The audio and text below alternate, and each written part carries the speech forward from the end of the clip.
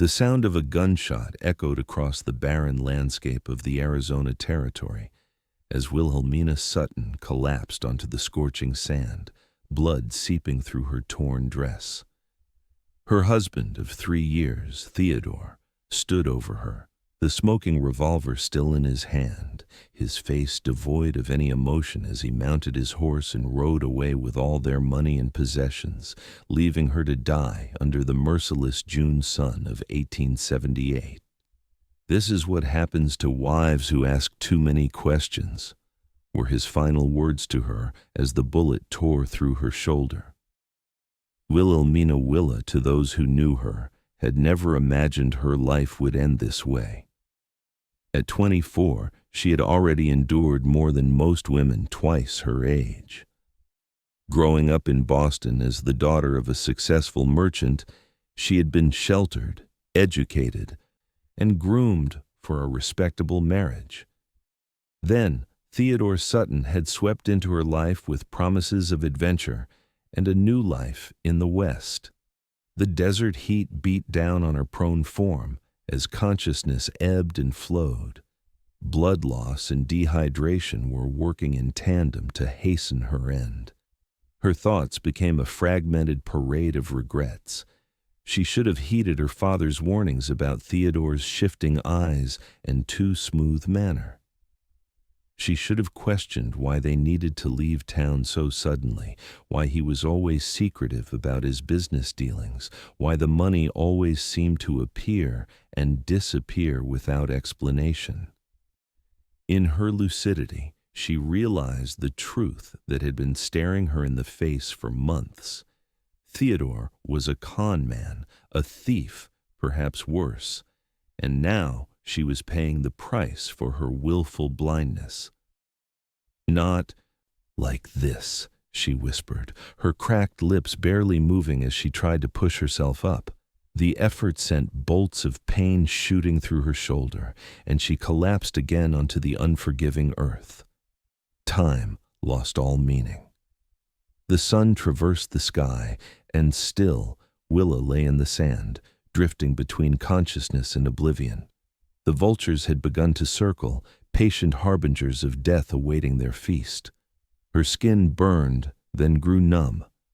Her mouth, once moist and pink, became a desert in its own right. As the sun began its descent toward the horizon, painting the sky in hues of fire, Willa heard the rhythmic sound of hoofbeats. A hallucination, she thought, another cruel trick of her dying mind. But the sound grew louder, more insistent, until a shadow fell across her face. "Sweet Jesus," a deep voice exclaimed. Through swollen eyelids, she saw a silhouette against the flaming sky, a man astride a horse, his broad-brimmed hat obscuring his features. He dismounted in one fluid motion and knelt beside her, pressing gentle fingers to the side of her neck. "Not yet, madam," he said firmly, his voice a low rumble that seemed to vibrate through her very bones. "You ain't dying today." She wanted to tell him he was wrong, that death had already claimed her for its own, but no words would come. Strong arms lifted her with surprising gentleness, and she felt herself being placed across a saddle. The pain in her shoulder flared anew, and darkness claimed her once more. Willa awoke to the sensation of coolness against her brow. The first thing she noticed was the absence of the sun's brutal heat. Instead, she lay on a straw-filled mattress in what appeared to be a small, rustic cabin. A damp cloth was pressed to her forehead, and a man sat beside the bed, his weather-beaten face etched with concern. "You're back with us," he said, relief evident in his tone. Was starting to worry. She tried to speak, but her throat was too parched. Noting her distress, he reached for a tin cup of water and gently lifted her head, helping her drink in small, measured sips. "Easy now. Too much at once will make you sick." When she had taken enough water to moisten her throat, she managed to whisper, "Who are you?" "Name's Reese Montgomery. Found you out in the Sonora about 5 miles from here. Someone left you for dead." The memories flooded back with crushing force. Theodore's betrayal, the gunshot, the endless hours baking in the desert sun. Tears sprang to her eyes, mixing with the sweat on her face. "My husband," she croaked. Reese's expression hardened. "Your husband did this to you." She nodded weakly. "Theodore, he shot me. Took everything." A muscle twitched in Reese's jaw. "Well, Miss Sutton, Wilhelmina Sutton." "Miss Willa," he said, shortening her name with an ease that should have bothered her but somehow didn't. "Your husband's a dead man walking. But that's a concern for later. Right now, we need to get you healed up." For the first time, Willa became aware that her shoulder had been bandaged. The pain was still there, throbbing in time with her heartbeat, but it was muted somehow. "I cleaned and dressed your wound," Reese explained, following her gaze. "Bullet went clean through, which is a blessing. Gave you some laudanum for the pain, though I'm running low." "Thank you," she whispered. Why did you help me?" Reese's eyes, a startling shade of blue, she now noticed, held hers steadily. "Out here, we look after our own. No one deserves to die alone in the desert. I'm not one of your own. You don't know me." A ghost of a smile touched his lips. "You're alive, ain't you? That makes you one of mine now." The next few days passed in a haze of pain, fever, and fitful sleep. Reese proved to be a diligent caretaker, changing her bandages, spooning broth into her mouth when she was too weak to feed herself, and speaking to her in that steady, reassuring voice when nightmares of Theodore and the desert jerked her awake. On the 4th day, her fever broke, and Willa awoke with a clarity that had been absent since the shooting. Sunlight streamed through the cabin's single window, illuminating dust motes that danced in the golden beams. She was alone, but she could hear movement outside, the chopping of wood from the sound of it. Gingerly, she pushed herself into a sitting position. Her shoulder protested, but the pain was manageable. She took stock of her surroundings. The cabin was small but neat, with a stone fireplace at one end, a rough-hewn table and 2 chairs, and shelves holding a few books, tinned goods, and assorted supplies. The bed she occupied seemed to be the only one, which raised the question of where Reese had been sleeping. As if summoned by her thoughts, the door opened, and Reese entered, carrying an armload of firewood. He stopped short when he saw her sitting up. "Well, look at you," he said, a slow smile spreading across his face. "Thought you might be on the mend." "Thanks to you," Willa replied. "I don't know how to repay your kindness, Mr. Montgomery." "Reese," he corrected, moving to stack the wood by the fireplace. "And there's no debt to repay. Anyone with a heart would have done the same." But they wouldn't have, Willa knew. In her 3 years with Theodore, traveling from town to town across the West, she had seen enough of human nature to know that kindness like Reese's was rare indeed. "Where are we?" she asked, changing the subject. "My homestead, about 20 miles outside of Tucson." He dusted off his hands and approached the bed. "How's the shoulder feeling?" "Better, still painful, but not as bad."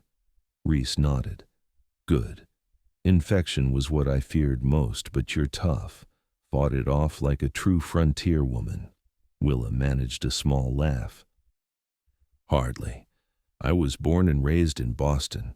I know more about tea parties than surviving in the wilderness." "And yet here you are," Reese pointed out. "Surviving." He moved to the stove and poured a cup of coffee, which he brought to her. The rich, bitter aroma was intoxicating after days of broth and water. "Thank you," she said, accepting the cup with her good hand. For everything. I would have died out there if not for you."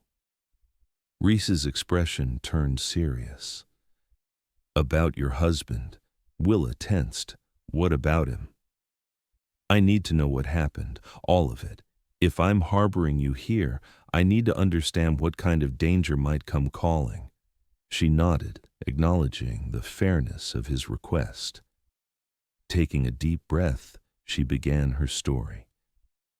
"I met Theodore in Boston 3 years ago. He was charming, handsome, full of stories about the West, said he was a businessman, investing in mining operations. My father was suspicious, but I was enchanted."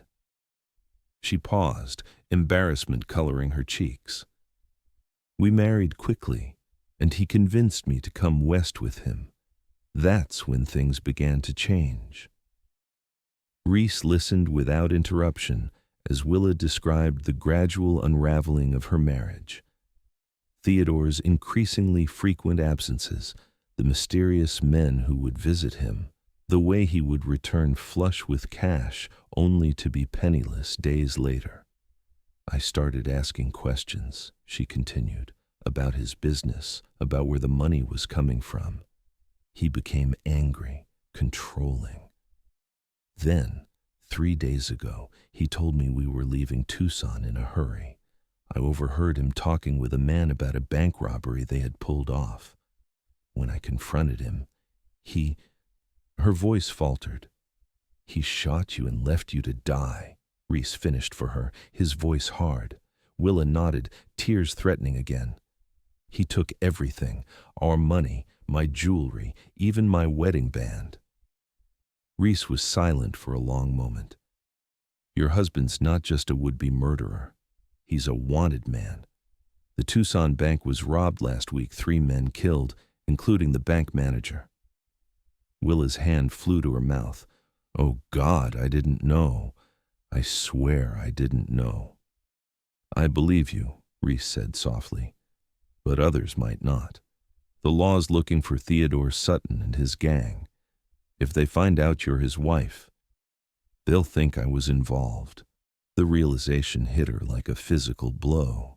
She was not only a victim, but also a potential suspect in a deadly crime. Reese nodded grimly. "It might be best if you stay here for a while, at least until your shoulder heals fully. We're isolated enough that word doesn't travel fast. By then, maybe they'll have caught your husband and his gang." "And if they don't?" Willa asked, fear creeping into her voice. Reese's blue eyes met hers steadily. "Then we'll figure something out. Together." There was a certainty in his voice that comforted her, though she barely knew this man. Perhaps it was the fact that he had saved her life, or maybe it was simply that after years of Theodore's lies, Reese's straightforward honesty was like a balm to her wounded spirit. As the days turned into weeks, Willa's strength gradually returned. Her shoulder healed slowly but steadily, and with it came a new sense of purpose.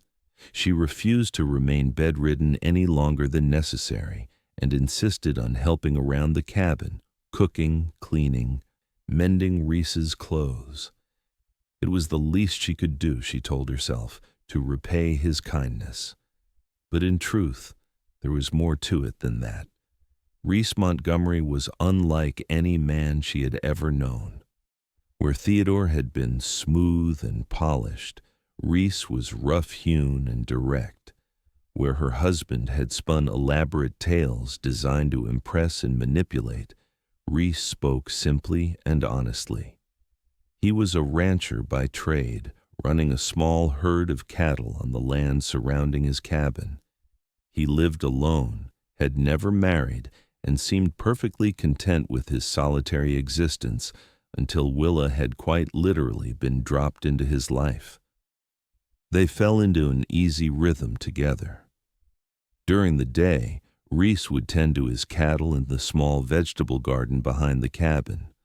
Willa would prepare meals, wash clothes, and gradually take on more tasks as her strength returned. In the evenings, they would sit by the fire, and Reese would read aloud from one of his books, mostly dime novels, and a few classics he had picked up on his infrequent trips to town. One evening, as July gave way to August and the worst of the summer heat began to abate, Reese returned from checking on his herd with a troubled expression. "What is it?" Willa asked, immediately sensing that something was wrong. Reese hesitated, then sighed. "Riders came through today. Not close enough to spot the cabin, but they were definitely searching for something.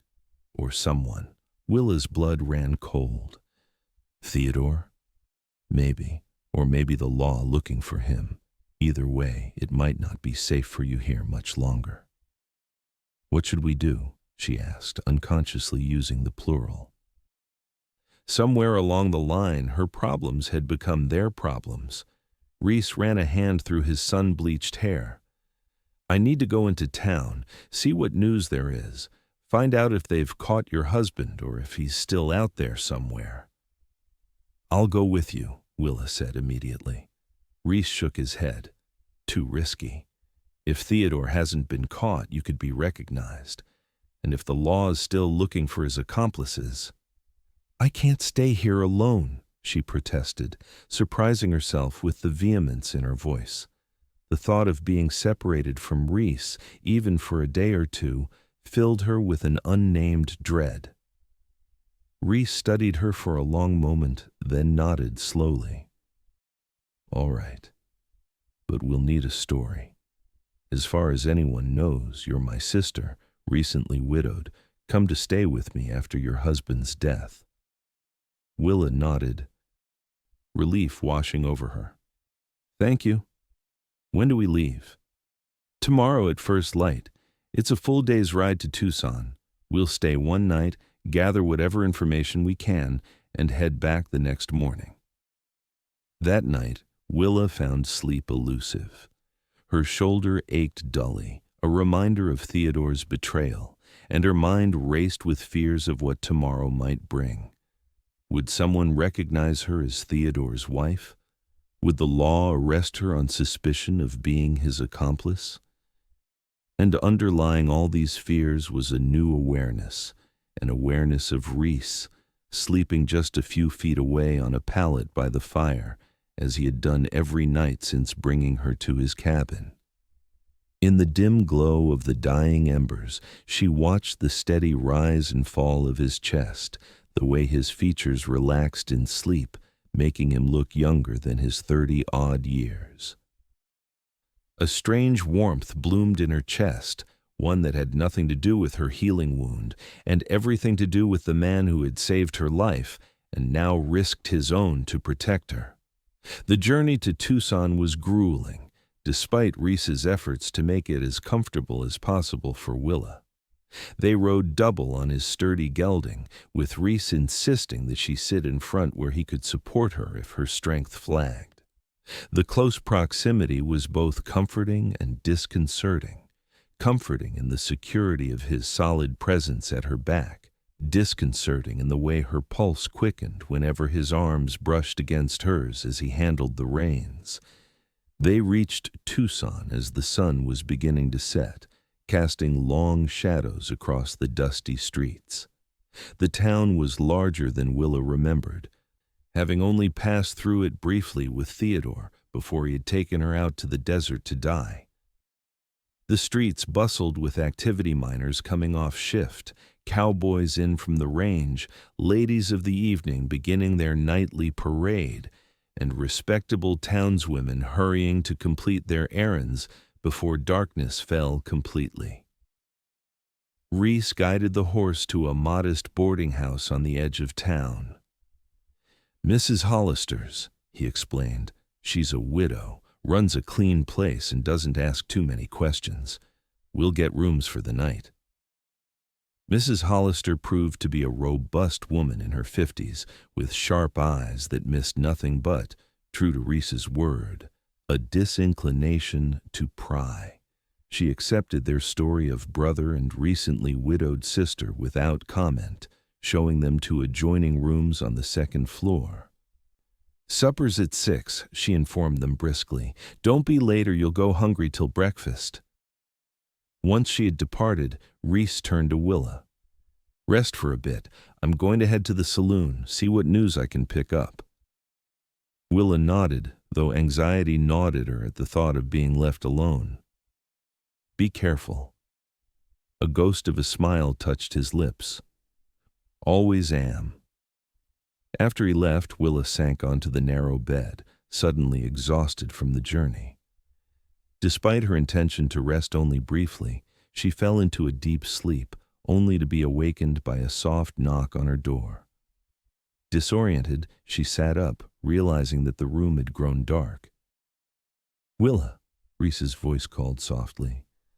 "Are you awake?" She hastened to the door, opening it to find him standing there, his expression grim in the dim light of the hallway. "What is it?" she asked, dread pooling in her stomach. "Did someone recognize me?" Reese shook his head. "No, nothing like that. But I have news. Can I come in?" She stepped aside to let him enter, closing the door behind him. In the small, sparsely furnished room, his presence seemed even larger, more imposing than in the open spaces of his cabin. "Theodore's dead," he said without preamble. Willa felt as if the floor had dropped out from beneath her. She groped blindly for the edge of the bed, sitting down hard. "Dead? How?" "Shot during a botched robbery in Bisbee about a week ago. His gang tried to hit another bank, but the law was waiting for them. Theodore and one other man were killed. The third was captured."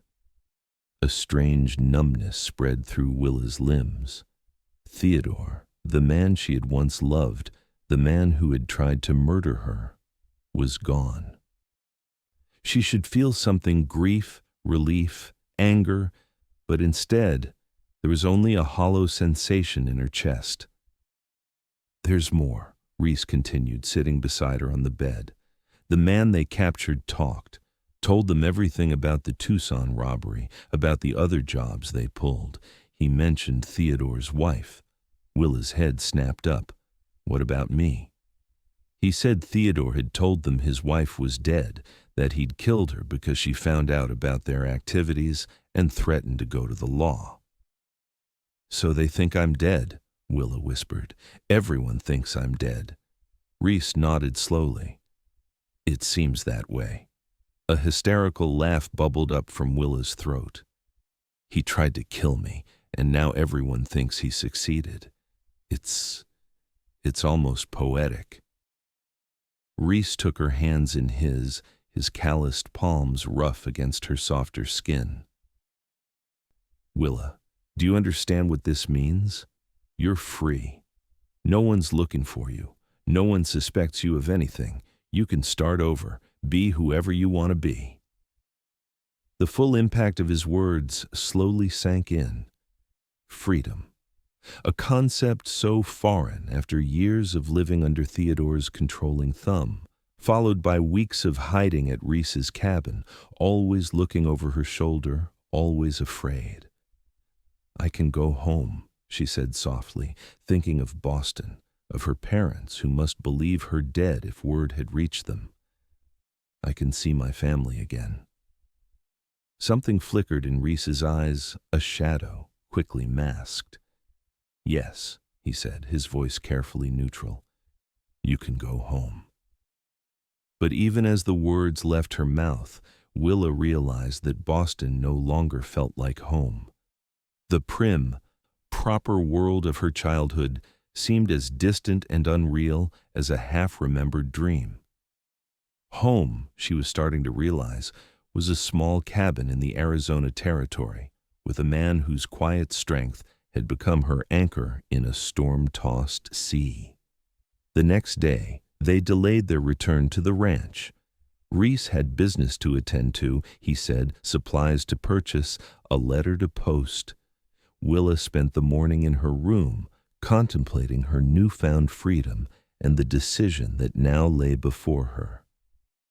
When Reese returned in the late afternoon, he found her sitting by the window, watching the bustling street below. "I sent a telegram to your parents," he said without preamble, "letting them know you're alive and well." Willa turned to him surprised. "You did?" He nodded, setting down the packages he carried. "They should know their daughter isn't dead. I didn't give details, just said you were safe and would contact them soon." The thoughtfulness of the gesture touched her deeply. "Thank you. That was very kind." "It wasn't kindness," Reese said, his voice gruff. "It was right." There was an awkwardness between them now that hadn't existed before, a tension born of unspoken words and uncertain futures. Reese moved around the small room, unpacked his purchases, coffee, sugar, a few canned goods. "I've been thinking," Willa said finally, breaking the strained silence. Reese paused, a tin of peaches in his hand. "About going back east?" "About staying." The words hung in the air between them, fraught with meaning. Reese set the tin down carefully, his movements deliberate. "Staying where exactly?" "Here. In the territory." She took a deep breath. "With you, if you'll have me." His eyes, those startlingly blue eyes that had been the first thing she truly saw after being rescued from the desert, widened in surprise. "Willa, you don't owe me anything. I told you that." "This isn't about debt," she said, rising from her chair and moving toward him. "It's about choice. For the first time in years, I'm making my own choice, not following someone else's plan for me." Reese studied her face, searching for any sign of uncertainty. Life on a ranch isn't easy, especially for a woman used to city comforts. "I'm stronger than I look," Willa said, a smile playing at the corners of her mouth. "And I'm a quick learner." "People will talk," he warned. "A single woman living with a man she's not married to." "Then marry me," Willa interrupted, surprising herself as much as him with her boldness. Reese's expression shifted from shock to something softer, more vulnerable than she had ever seen on his weathered face. "Willa, you barely know me." "I know enough," she countered. "I know you're kind and brave and honest. I know you saved my life when you could have ridden past. I know that when I think about the future, it's your face I see, not Boston's streets." He moved toward her then, closing the distance between them in 2 long strides. His hands, rough from years of ranch work, cupped her face with exquisite gentleness. "Are you sure?" he asked, his voice a hoarse whisper. "Really sure?" In answer, Willa rose on her tiptoes and pressed her lips to his. It was a tentative kiss at first, an exploration, but it quickly deepened into something more urgent, more passionate. Reese's arms encircled her, careful of her still healing shoulder, drawing her against the solid warmth of his chest. When they finally broke apart, both breathing hard, Reese rested his forehead against hers. "Is that a yes?" Willa asked, a smile in her voice. "That's a yes," Reese confirmed, "though I reckon we should make it official before we head back to the ranch." They were married the next morning by the local justice of the peace, with Mrs. Hollister and the town blacksmith serving as witnesses. Willa wore a simple blue dress that Reese had purchased for her, her first new garment since Theodore had abandoned her in the desert. Reese wore his best shirt, freshly washed and ironed by Mrs. Hollister, who had taken a maternal interest in the proceedings once she understood what was happening. The ceremony was brief. The words ancient and familiar, binding them together in the eyes of God and the law. When the justice pronounced them man and wife, Reese kissed her with a tenderness that brought tears to Willa's eyes. "Mrs. Montgomery," he murmured against her lips, and the name felt right in a way that Sutton never had. They left Tucson that same day, riding double on Reese's horse as they had come, but this time with a lightness of spirit that made the journey seem shorter, the sun less harsh, the future bright with promise. As they approached the small cabin that was now their home, Willa felt a sense of peace settle over her. The desert, which had nearly claimed her life, now stretched out around them like a vast protective sea. The same sun that had once been her enemy now warmed her skin pleasantly, and the man whose arms encircled her, whose heartbeat she could feel against her back, had transformed from rescuer to husband in a turn of events so unexpected that it still seemed like a dream.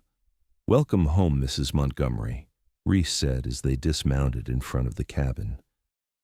"Home," Willa echoed, the word tasting sweet on her tongue. "I like the sound of that." In the months that followed, Willa threw herself into ranch life with a determination that both impressed and amused Reese. She learned to cook over an open fire, to mend fences, to tend the vegetable garden with a skill that surprised even herself. Her shoulder healed completely, leaving only a puckered scar as a reminder of her former life. They expanded the cabin, adding a second room and a proper porch. Reese's cattle herd grew, as did their savings.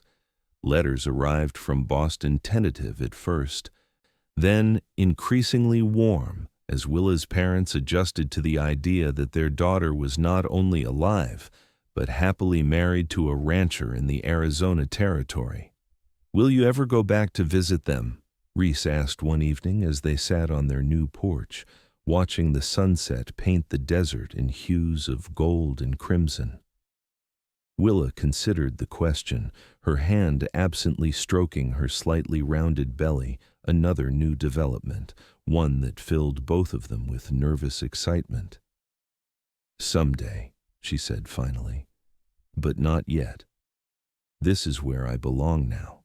Reese's arm tightened around her shoulders, drawing her closer against his side. "I still can't believe my luck," he murmured, pressing a kiss to her temple. "Finding you out there in the desert, half dead but fighting to live." "It wasn't luck," Willa said, turning to meet his gaze. "It was destiny. Theodore left me for dead, but you found me and said, 'Not yet.' And you were right. It wasn't my time to die. It was my time to start living." As the last rays of the sun disappeared behind the distant mountains, casting the world in the gentle indigo of desert twilight, Reese captured her lips in a kiss that spoke of passion and promise, of a love born in adversity but nurtured in peace. And Willa Montgomery, once left to die in the desert, embraced the life and love she had found in the most unexpected of places, the wild, beautiful heart of the American West.